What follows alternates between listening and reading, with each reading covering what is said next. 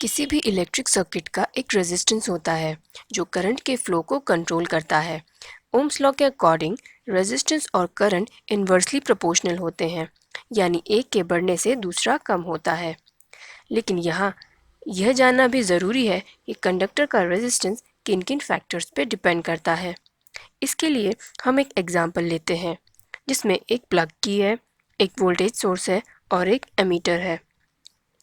पहले केस में इन दोनों पॉइंट्स के बीच एक नाइक्रोम वायर को कनेक्ट कर देंगे जिसकी लेंथ को स्मॉल एल से डिनोट किया गया है।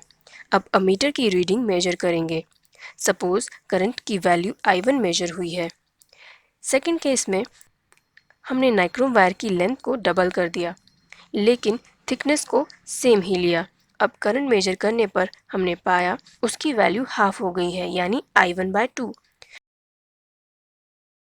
यानी लेंथ डबल करने पर करंट हाफ हो गया। थर्ड केस में हमने वायर की लेंथ तो L ही रखी लेकिन थिकनेस इंक्रीज कर दी, यानी वायर का क्रॉस सेक्शनल एरिया बढ़ा दिया। सपोज जिसकी वैल्यू A है। अब करंट मेजर करने पर उसकी वैल्यू फर्स्ट केस से ज़्यादा आ रही है। फोर्थ केस में हमने नाइक्रोम की जगह कॉपर वायर का इस्तेमाल किया जिसकी लेंथ और क्रॉस सेक्शनल एरिया केस 1 की ओरिजिनल वायर के जितना ही है। अब करंट मेजर करने पर यह देखा गया कि उसकी वैल्यू ओरिजिनल करंट I1 से ज़्यादा है। आइए अब इस एक्सपेरिमेंट के रिजल्ट्स को एक एक करके समझते हैं। जैसे ही वायर की लेंथ इंक्रीज हुई, सेम फैक्टर से करंट डिक्रीज हो गई, जिसका मतलब यह हुआ कि current is inversely proportional to the length of wire. साथ ही ओम्स लॉ के हिसाब से करंट रेजिस्टेंस के भी इन्वर्सली प्रोपोर्शनल होता है। इन दोनों इक्वेशन से ये पता चला कि रेजिस्टेंस लेंथ के डायरेक्टली प्रोपोर्शनल है, यानी लेंथ बढ़ेगी तो रेजिस्टेंस भी बढ़ेगा। दूसरी चीज़ जो हमने देखी कि जब वायर की थिकनेस को इंक्रीज किया गया उसमें फ्लो हो रहा करंट भी इंक्रीज हो गया, यानी कंडक्टर में फ्लो होने वाला करंट उसके क्रॉस सेक्शनल एरिया के डायरेक्टली प्रोपोर्शनल होता है। साथ ही इससे यह भी पता चला कि रेजिस्टेंस क्रॉस सेक्शनल एरिया के इन्वर्सली प्रोपोर्शनल होता है। इन इक्वेशन को कंबाइन करने पर हमने देखा कि रेजिस्टेंस कंडक्टर की लेंथ के डायरेक्टली प्रोपोर्शनल है और क्रॉस सेक्शनल एरिया के इन्वर्सली प्रोपोर्शनल है।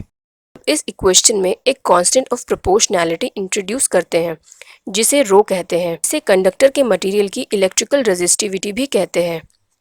फोर्थ केस में हमने देखा कि जैसे ही मटेरियल का नेचर चेंज हुआ, करंट भी चेंज हो गया, क्योंकि हर मटेरियल की इलेक्ट्रिक रेजिस्टिविटी अलग होती है। जी हाँ, कंडक्टर की रेजिस्टिविटी अलॉय की तुलना में कम होती है और इंसुलेटर की रेजिस्टिविटी अलॉय की तुलना में अधिक होती है।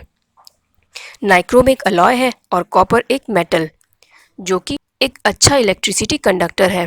यही कारण है कि फोर्थ केस में नाइक्रोम की जगह कॉपर का यूज़ करने पर करंट इंक्रीज हो गया। तो इस वीडियो में हमने ये सीखा कि किसी कंडक्टर का रेजिस्टेंस उसकी लेंथ के डायरेक्टली प्रोपोर्शनल होता है और क्रॉस सेक्शनल एरिया के इन्वर्सली प्रोपोर्शनल होता है। साथ ही कंडक्टिंग मटेरियल के नेचर पर भी डिपेंड करता है।